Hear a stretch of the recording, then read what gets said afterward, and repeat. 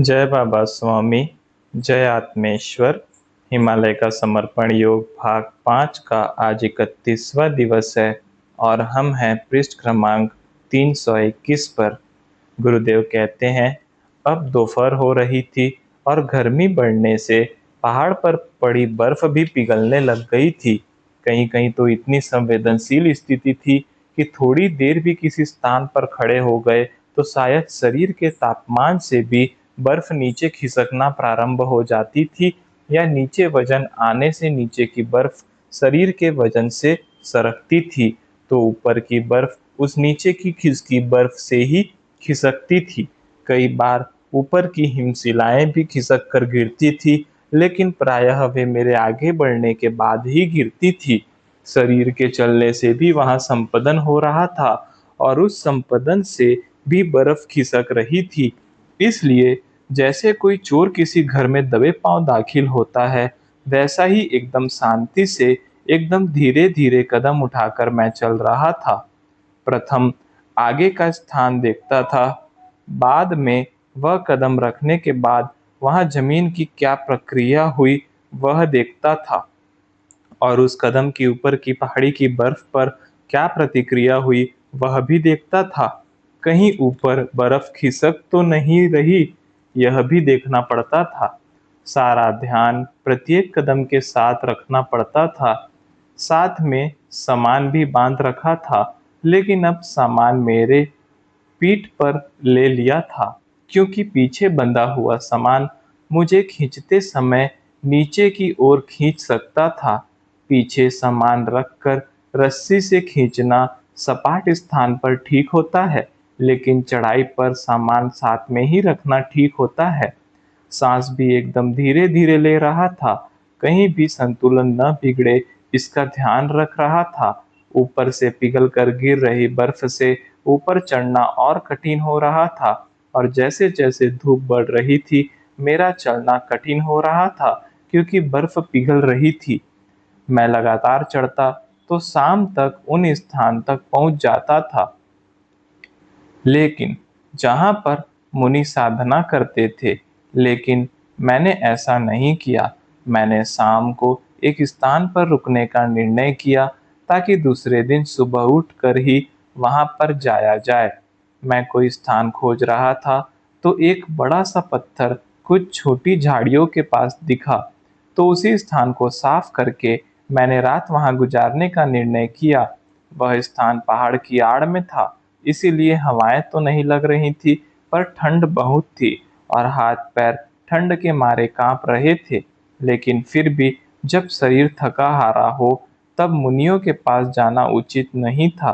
मेरा प्रयास पहाड़ी के ऊपर के क्षेत्र की ऊर्जा के स्तर के साथ समरसता पाना था, ताकि उस क्षेत्र में जाने पर वहां के मुनियों को मेरे आगमन के बाद किसी प्रकार की असुविधा न हो। इसीलिए मैंने वहां रात को रुकने का निर्णय लिया था। वह योग्य ही था। मुझे रात को ठीक से नींद भी नहीं आ रही थी, क्योंकि शरीर भले ही न पहुंचे, मन पहले ही उस ऊपर के क्षेत्र में पहुंच गया था। ऐसा लग रहा था रात कितनी लंबी है, खत्म ही नहीं हो रही है। ऐसा लगा इंतजार का समय कितना कठिन होता है। मुझे जीवन में सूर्य देवता का इंतजार करना सदैव अच्छा लगता है। उस रात भी मैं वही कर रहा था कि कब रात की समाप्ति हो और कब सूर्योदय हो, और मैं कब ऊपरी पहाड़ी पर प्रस्थान करूं। अभी भी काफी चढ़ना बाकी था। ऐसा लगा कि सूर्योदय होने वाला है। वह मेरा भास था या सचमुच होने वाला था, इसका भी इंतजार करना पड़ा। बाद में मालूम पड़ा कि सचमुच सूर्योदय होने ही वाला था। उस सूर्योदय का मैं इंतजार ही कर रहा था। उस सूर्योदय से मैं खुश हो गया और ध्यान करने के लिए बैठा और ध्यान किया। फिर सभी सामान को समेटा और पहाड़ी पर चढ़ने लग गया, और चढ़ते समय याद आया कि वे लोग निर्वस्त्र रहते हैं, तो वस्त्र पहनकर वहां जाना उचित नहीं है। मैं सदैव ध्यान रखता हूँ, जिस स्थान पर जाऊं उस स्थान के नियम और कानून का पूर्णतः पालन करूं, ताकि वहां के लोगों के साथ समरसता स्थापित हो सके।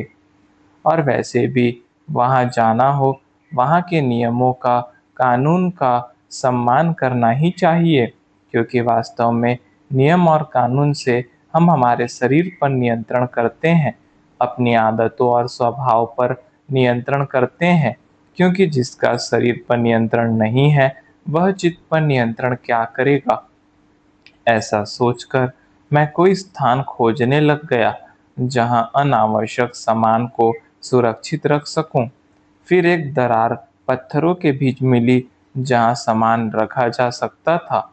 कपड़े उतारकर रख दिए, सामान को अच्छे से बांधकर उस सामान पर बड़े पत्ते और झाड़ की छाल लपेटकर सुरक्षित कर पहचान के लिए उसके ऊपर एक पत्थर रख दिया। शायद किसी पक्षी ने कभी वहां घोंसला बनाया होगा, ऐसा लगा।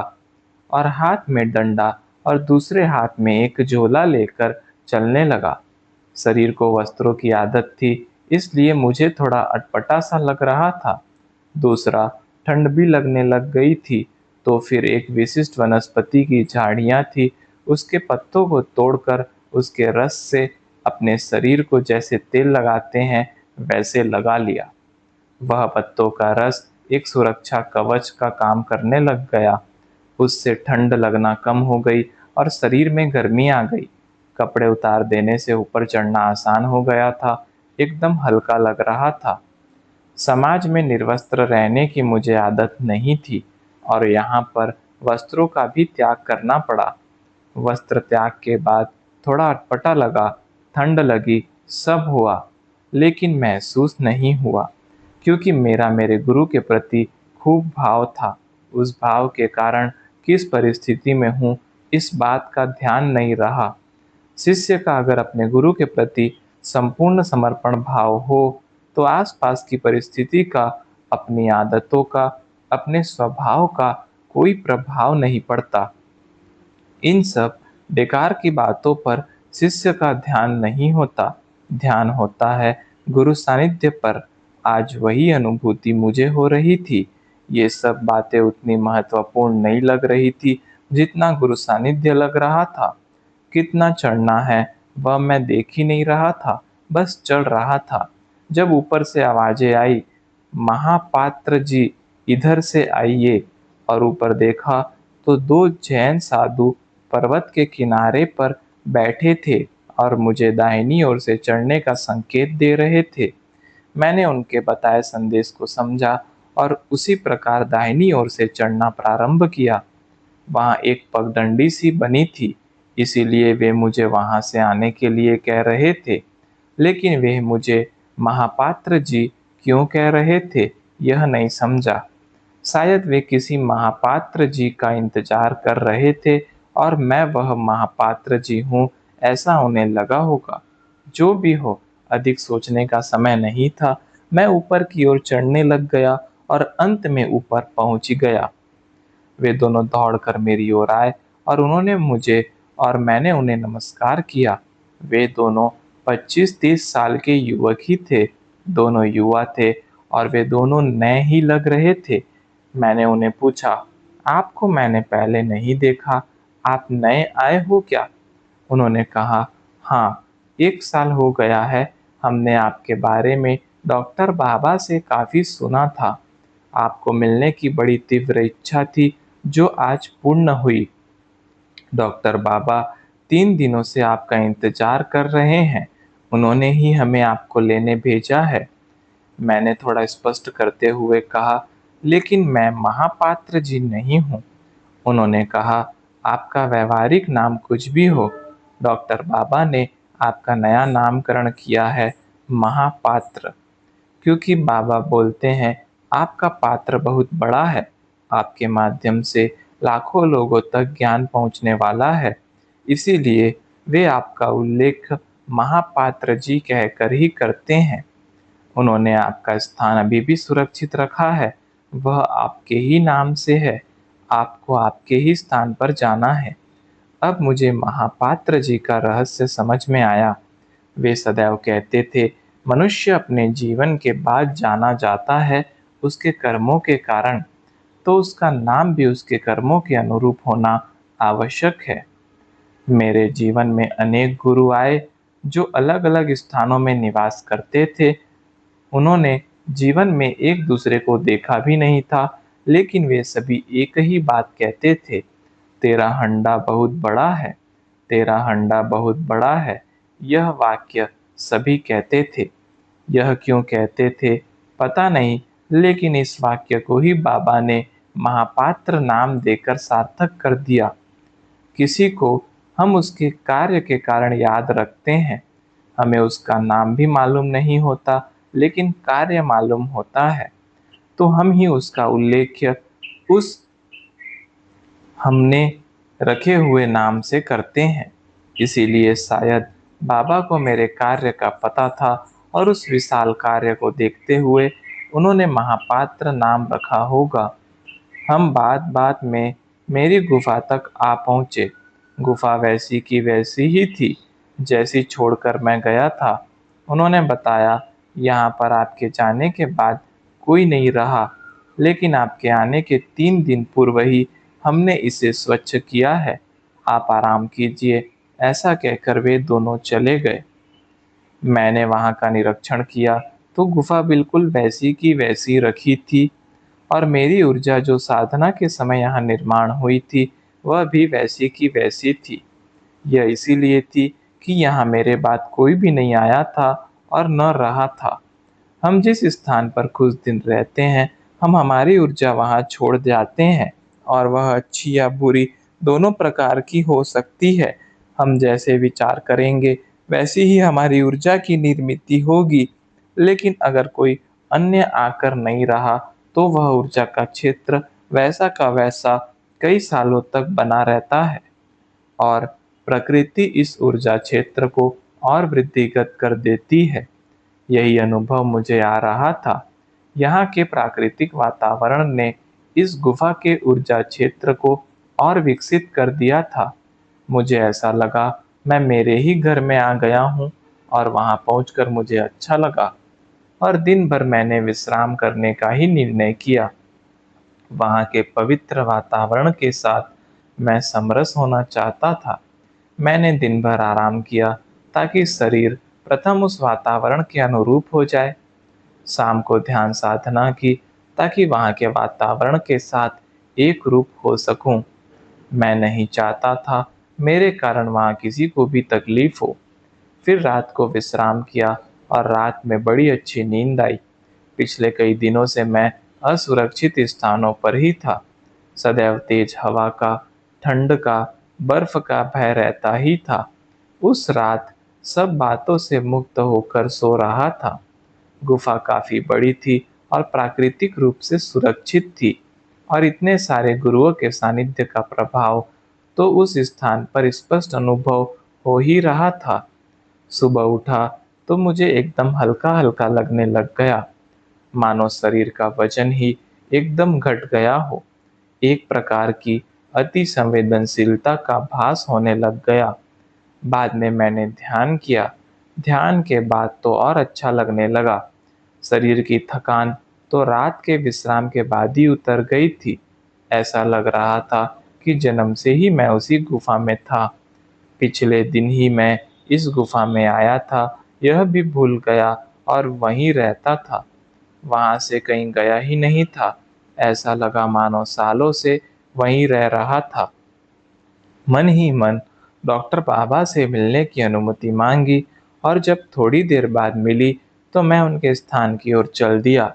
वे उनके स्थान पर उस जगह खड़े रहकर मेरा इंतजार ही कर रहे थे। मैं उनके पास गया, उनकी चरण वंदना की। उन्होंने उठाकर हाथों में हाथ लेकर पकड़ लिया। वे बोले, 3 दिन से हम आपका इंतजार कर रहे हैं। आपके यहाँ से जाने के बाद भी हम लोग आपको याद करते ही थे। आपकी गुफा भी वैसी की वैसी रखी है। उस गुफा का उपयोग आपके भविष्य में आपको आने जाने के लिए होने वाला है। आप उस स्थान पर रहे थे तो एक ऊर्जा का क्षेत्र वहाँ निर्माण हो गया, और वहाँ पर कोई अन्य नहीं रहा तो वह क्षेत्र वहाँ बना ही रहेगा। आपका साधना क्षेत्र हिमालय है, लेकिन आपका कार्य क्षेत्र समूचा विश्व ही है। तो समूचे विश्व में शरीर से घूमते हुए भी आप चित्त से यहाँ आपकी गुफा में आकर रह सको और हमें आपका और आपको हमारा सानिध्य, ऐसी व्यवस्था की गई है। इसीलिए आपके जाने के बाद भी उस गुफा को वैसा का वैसा ही रखा था और भविष्य में भी वैसा का वैसा ही रखेंगे। उस गुफा से आप सतत ऊर्जा ग्रहण करें, ऐसी परमात्मा की इच्छा है। आपके जीवन में जब भी आप आना चाहे, शरीर से या चित्त से आप आ सकते हैं। इस प्रकार से ही उसे रखा जा रहा है। आपके भावी जीवन में भी उस गुफा का बड़ा महत्वपूर्ण योगदान होगा। डॉक्टर बाबा अपनी ही धुन में बोलते रहते थे। मैं हाँ हाँ कहता था। वे क्या बोल रहे थे, कुछ भी समझ में नहीं आ रहा था। वे जब बोलते थे तो उनके मुख से चैतन्य का प्रवाह निकलना प्रारंभ होता हो जाता था।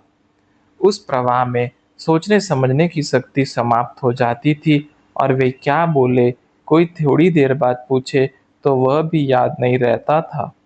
आत्मज्ञान को उन्होंने आत्मसात कर लिया था। उनका बोलना भी आशीर्वाद स्वरूप ही लगता था। वे जो बोलते थे, वे शब्द तो चैतन्य के माध्यम होते थे। उनमें से चैतन्य बरसता था। वे कम ही बोलते थे। वे पहले से थोड़े वृद्ध भी लगने लगे थे, लेकिन चेहरे का प्रभाव और भी बढ़ गया था। उनके आभा मंडल का प्रभाव क्षेत्र और भी विकसित हो गया था। ऐसा होता ही है। संत महात्मा मुनि सभी अपना आभा मंडल बड़ा और अधिक घना करते जाते हैं, या वह समय के साथ साथ होते जाता है और शरीर कम और कम होते जाता है और बिंदु पर जाकर सारा शरीर ही आभा मंडल सा हो जाता है। उनके शरीर का अस्तित्व ही आभा मंडल में विलीन हो जाता है। ऐसा ही कुछ मुझे उनके सामने लग रहा था। वे बोलते थे तो उनका शरीर भी सभी कभी दृश्य कभी अदृश्य हो रहा था। कभी वे ऊपर के स्तर पर जाकर बोलते तो चैतन्य बढ़ जाता, लेकिन शरीर दिखना कठिन हो जाता। शरीर धुंधला सा दिखता था और वे थोड़ा नीचे आकर बोलते तो चैतन्य का स्तर थोड़ा कम हो जाता, लेकिन वे दिखना प्रारंभ हो जाते। दिवाली में बंद चालू होने वाले बल्ब लगाते हैं, वैसे कुछ स्थिति वहां हो रही थी। उनकी स्थिति भी अति संवेदनशील हो रही थी। वे बोल रहे थे और मेरी दृष्टि केवल उनके चरणों पर ही थी और केवल वहां पर दृष्टि रखकर मैं उन समर्पित साधकों की सामूहिकता का आनंद ले रहा था, जिनकी दृष्टि चरणों तक ही थी। हम जिस स्तर पर रहते हैं, हमें उसी स्तर के लोगों की सामूहिकता प्राप्त होती है। हमें अगर अच्छी सामूहिकता चाहिए तो हमें सदैव अच्छे स्तर पर ही रहना होगा। वे बोले, आपके यहाँ से चले जाने के बाद भी हम आपको याद करते थे और आप मुझे केवल इसीलिए याद थे क्योंकि आपका पात्र बहुत बड़ा था। हिमालय वह स्थान है जहाँ वही व्यक्ति पहुँचता है जो उस संसार का त्याग कर चुका हो और इसी संसार में रहना चाहता हो। आप मेरे जीवन में मिले पहले व्यक्ति हो जो यहाँ पर आकर वापस संसार में जाने वाले हो। यह आपका कर्म क्षेत्र नहीं है, और जब आपका पात्र बड़ा है और इतना बड़ा है कि उससे लाखों आत्माएं लाभान्वित होने वाली है, तो लाखों आत्माएं तो इस हिमालय में नहीं है। इसका अर्थ यही है कि आपका कार्य क्षेत्र समूचा विश्व ही है और उस विश्व में आप पहुँचे और कार्य का प्रारंभ हो। हमें इसी का इंतजार है। जय बाबा स्वामी, जय आत्मेश्वर।